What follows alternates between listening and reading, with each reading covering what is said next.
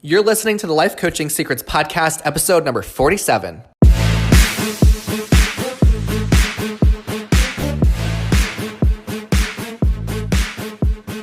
Did you know that life coaches are needed now more than ever?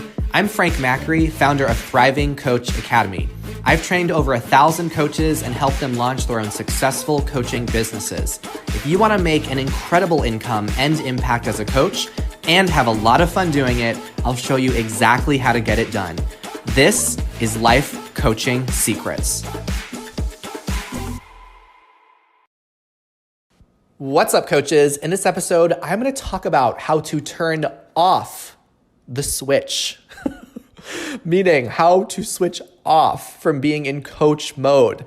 So this episode is part of a series of episodes I'm doing for the final few days of 2021, particularly episodes that might be helpful for you as you spend more time with your family, enjoy the holidays, go on vacation, and maybe step away from work. So switching off as a coach is an experience that is not really talked about so much in the coaching industry, but all coaches, especially in the first couple years that you learn how to coach, struggle with knowing how to turn off the switch when they're not coaching people, that they might show up unintentionally as a coach with their friends and their family, and it might cause things to get a little bit messy. So before I dive into how to turn off the switch of being a coach, I want to give a big shout out and welcome to Crystal, one of our newest members who enrolled in the Academy this month. She is from Long Island, where I am also from. It's where I grew up. It's where I'm heading for the holiday season. And it was something that was really special about Crystal when she was enrolling. It was really just a beautiful moment. And she said as she was signing up, and I was showing her around the student portal, which is our membership site, and it lists all of the resources, all of the training links that we give our coaches and access to everything. She stopped me at one point and said, because I had asked her, do you have any questions about anything that I've shared with you? And she said, I just want to say, thank you for this opportunity to invest in myself and for just doing all of the legwork and making it so simple and easy for me to succeed as a coach. And I was so touched when she said that because, our program, the Academy, it is not cheap, right? We're not shy about knowing that this is a premium program. We're all inclusive. We stack on the value. And it's amazing because we attract such grateful students into our community. And Crystal, you are an example of that. I know that you're a listener of the podcast. So welcome to the Academy. I cannot wait to see the amazing breakthroughs that you have as a coach and also with your business. So let's talk about how do you turn off being a coach? This is a challenge that a lot of coaches go through on some level. And I was talking to one of our graduates about this when it really dawned on me that this needs to be a podcast episode. He was saying that sometimes he shows up in the coach mode all the time without realizing that he's doing it. And one day someone approached him, it might have been his partner or a family member, and said, hey, it's kind of hard to relate to you anymore. It's kind of hard to connect with you because you're always being a coach. So our graduate was wondering, how do you engage with people not as a coach when coaching is so ingrained in who you are? So that's what this whole episode is about, navigating life as a coach when you're not in the coaching role. And again, I've not heard this phenomenon talked about anywhere else, but it can be happening unexpectedly to you and also cause some confusion about your identity. So I want to share how to switch off as a coach and also be able to show up as a friend or a non-coach. How do you actually do that? So first, I want to talk about why you might be showing up as a coach all the time in your life and why it's not your fault that you're doing this. So the first reason why you might be showing up as a coach all the time is because you love coaching, right? When you discover coaching, you likely understand how it transforms the entire way that you communicate and connect with people. You learn how to ask deeper questions. You learn how to get to the root of every problem. So you see how coaching can transform people's lives. You've probably seen how it can transform your own life. So naturally, you want to share this with as many people as you can by coaching them. The second reason you might be showing up as a coach all the time is because you're a student in a coach training program. I know most of our students in the academy do listen to this podcast, and I know that usually this happens within your first year or two, that you're learning how to become a coach. So if you're in the academy listening and you're very brand new, just anticipate that this is probably going to happen, and now you're going to know how to handle it. And the third reason why you might be showing up as a coach all the time is because at first, coaching is something that you are consciously doing. It's a skill that you are acquiring, but then there's a point where it becomes so integrated into who you are that you naturally show up as a coach in all contexts without even realizing it, even in contexts where you aren't coaching a client. So your coaching switch gets turned on and you forget to turn it off. So you know that you're experiencing this challenge when you might have people saying, "Are you coaching me right now?" You likely aren't doing this intentionally, but you just can't help yourself, and who can blame you? So you might feel a little bit awkward when someone says this and might feel unsure about what to do if someone confronts you about coaching them when you didn't even realize you were coaching them. And you also might get stuck because you don't know exactly how to show up as a friend instead of being a coach. So it might actually feel foreign to you to show up as a friend because coaching has become so integrated into your being. So a quick story about this. I went through this big time when I was in my first couple of years as a coach. When I was going through coach training, I was single, and I would go on dates, and I realized that when I'd show up on dates, I would listen very deeply to the guys that I was going on dates with, and I would ask them all these really deep and empowering questions. And my dates were so pleased, and they were saying how they'd felt so connected with me, and they'd leave the date feeling very inspired, very energized, and also very aware of themselves in a way that they weren't aware before, which is exactly how my clients would feel when they'd leave coaching sessions with me. So my dates were having the same experience as my clients. And because I was getting this positive feedback from my dates, it reinforced the behavior for me. So I would continue to ask my dates questions, and I would continue to listen, and I would continue to share even less of myself on dates. So even though my dates were really satisfied, I was very frustrated, and I would constantly wonder, why aren't my dates asking me any questions? Why aren't they curious to know more about me? And I remember I had gone on a date with a guy for maybe 2 hours. We had had lunch together, and he didn't ask me a single question. It was all me asking questions about him. But then I realized that it wasn't that my dates were the problem. It was that I wasn't giving them any space to even ask me questions.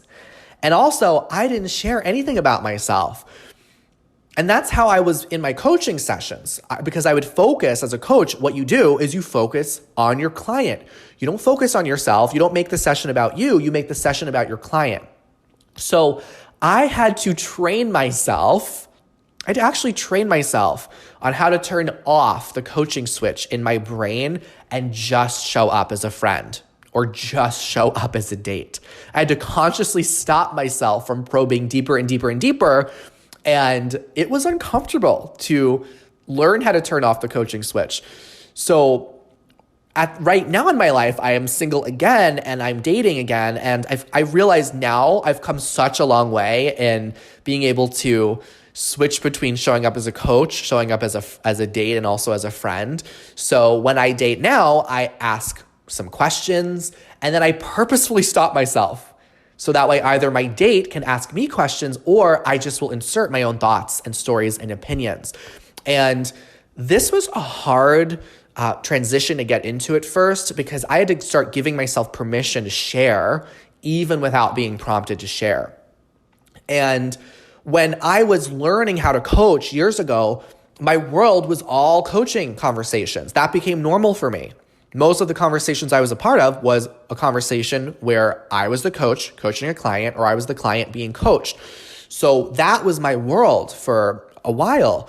But the thing is, in the real world, quote, real world, where people aren't being coached all the time, you will realize, if you haven't realized already, that asking powerful questions is a skill set, and it's a skill set that many people don't have.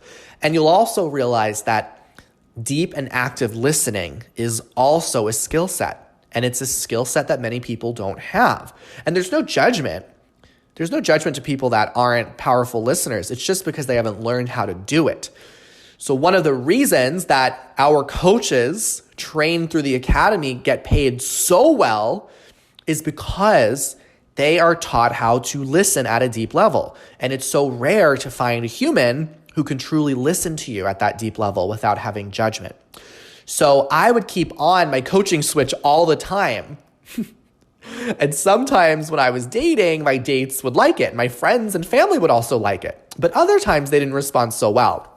So years ago, when I did enter into a relationship, my partner at the time, sometimes we'd get into these discussions and I didn't even realize I would be coaching a little bit. And he would say, "Stop coaching me right now." And it would become this joke that we'd have. And I would respond by saying, "I just can't help it. I don't even realize I'm doing it." So here's why you actually don't want to show up in the coach role all the time. Here's why you don't want to always have the coach switch turned on. The first reason is not all people are coachable. Okay, so many people are not looking for solutions. They're just looking for validation or sympathy or maybe even pity. Now, just because someone has a problem that they're talking about and they complain about that problem, it doesn't mean they want to solve it. So they're not asking you to coach them. That's the second reason why you don't want to show up in the coach role all the time. They're not asking you to coach them. So they might feel like you're taking them somewhere they don't want to go. And the third reason you don't want to show up in the coach role all the time is because it's going to drain you. When you coach, you are listening at such a deep level. You are so deeply present with another human, and that is using the best of your brain's energy. And if you do that all the time, it will become exhausting.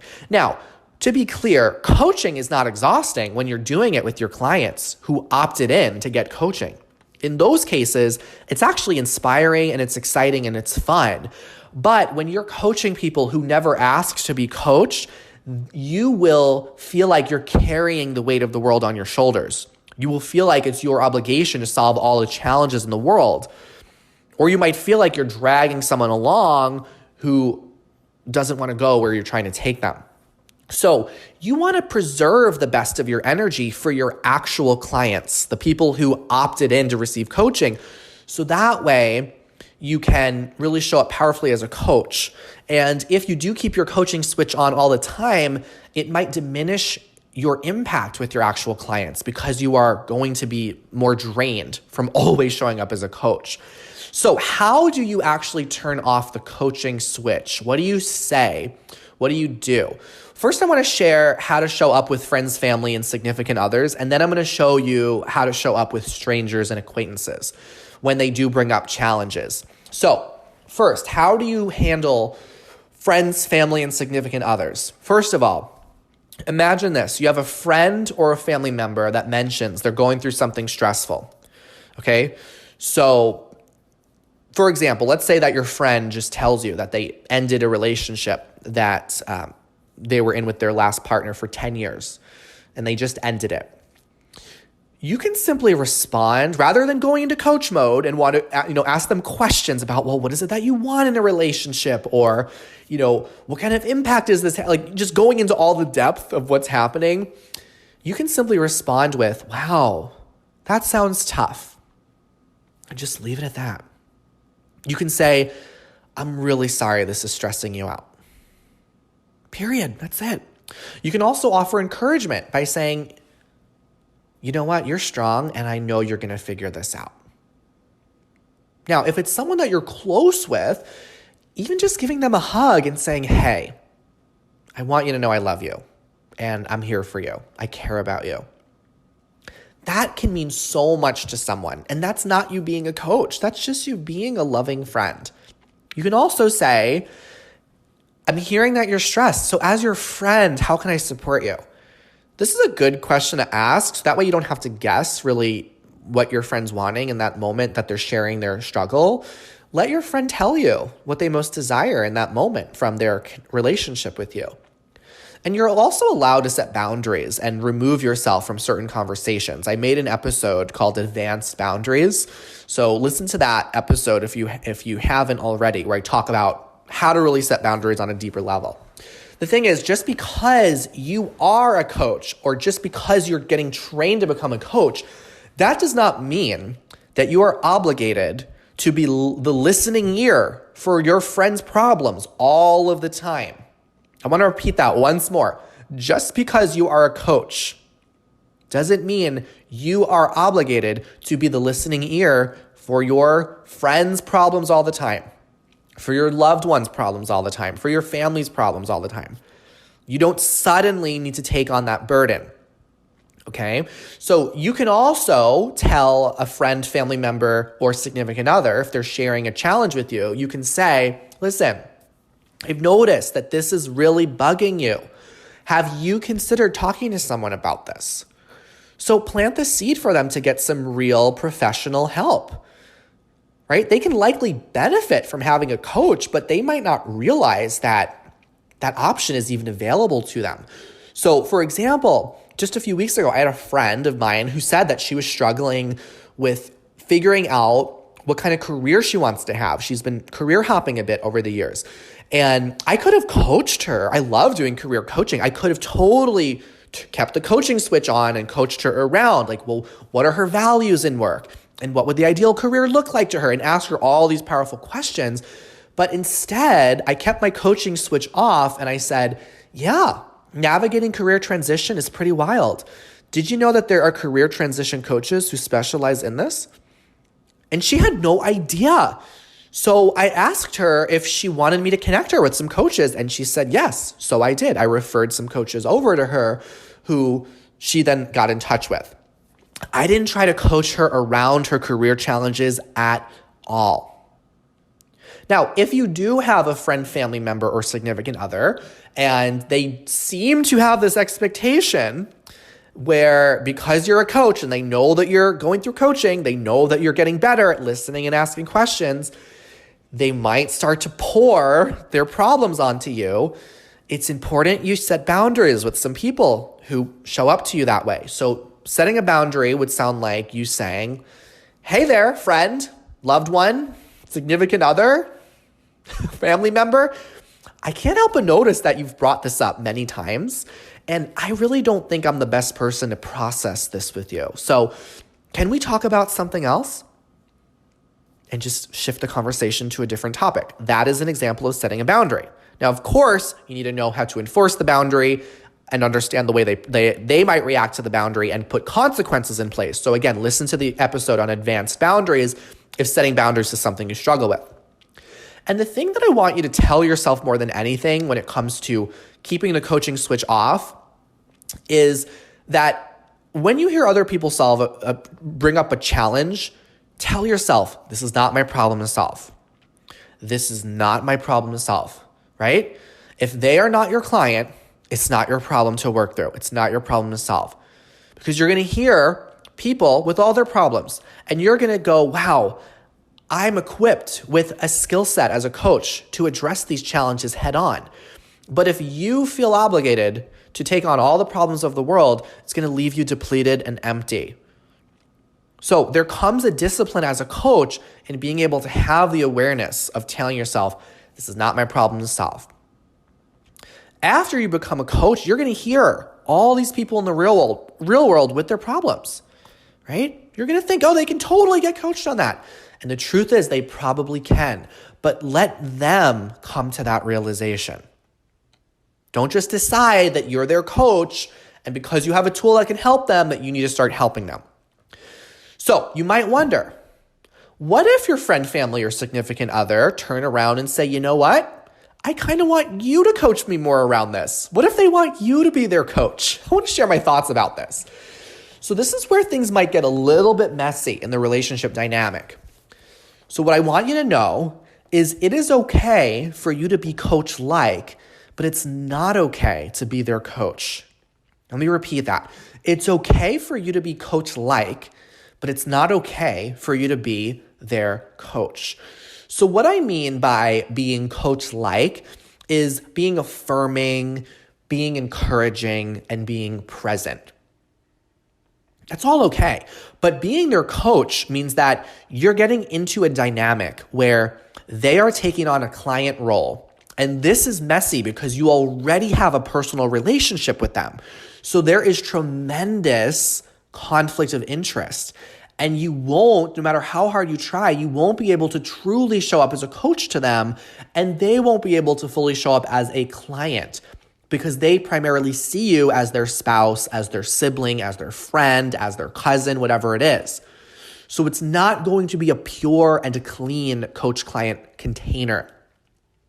It's also messy if you try to coach your friends, family, and significant others because the dynamic now becomes centered on how you can help them solve problems versus having more of an equal energy exchange that you would experience from a healthy relationship, right? Like when you're working with a client, they are paying you with a form of money, right? And in exchange, you are offering a service. So there's an equal exchange. But when you are just doing this with a friend or a family member, it becomes an imbalance because now you're trying to help them solve their problems. And it's all about them getting what they want. So if you're always showing up as the coach and always helping them overcome their challenges, what about you? What about when you experience stress? So an imbalance is created. So if a friend, family, or significant other does continue to ask you for coaching, what you can consider saying is, I appreciate that you desire for me to be your coach. And as much fun as that might be, obviously, I'm primarily your friend. I'm primarily your partner. I'm primarily your brother, sister, son, daughter. And I want us to enjoy that relationship. I want us to enjoy our friendship. But here's the thing. I would love to connect you with some coaches that you would absolutely love. Would you be interested in that? So set the boundary, make it clear, and know that it is the most loving thing that you can do for both you and also for them. So you might wonder, well, how do you handle conversations with strangers and acquaintances, right? How do you turn the coaching switch off and not just coach someone automatically if they're a stranger or they're an acquaintance that are presenting a challenge or a problem to you?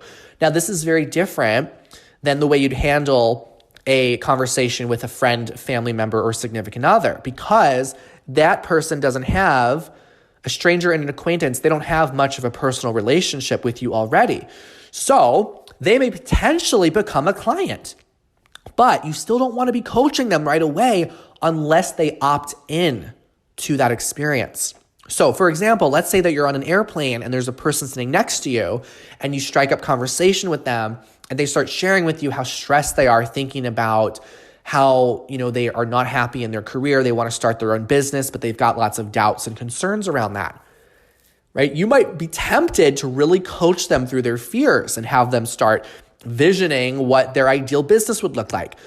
But what you want to do instead is keep the coaching switch off and just acknowledge what they're going through. Sounds like what you're talking about is really exciting and it's really stressful. What's it been like for you?